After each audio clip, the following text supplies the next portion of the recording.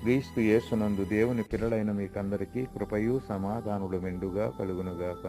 ఈ దినము కొరకు ప్రభు అనుగ్రహించిన తన జీవపు వాక్కు భక్తకోటికి పేతురు రాసిన మొదటి పత్రిక 3వ అధ్యాయం 10వ వచనం.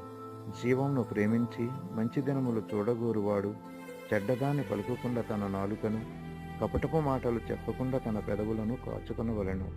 మంచి దినములు, మంచి దినములు.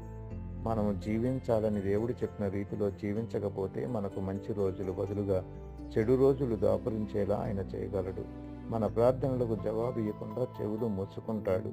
నీ పెదవులు మోసంగా పలకకుండా కాపాడుకుంటే, చెడుగు నుంచి వైదొలిగి మంచినే చేస్తూ ఉంటే శాంతిని వెతకు, దాన్ని వెంటాడు.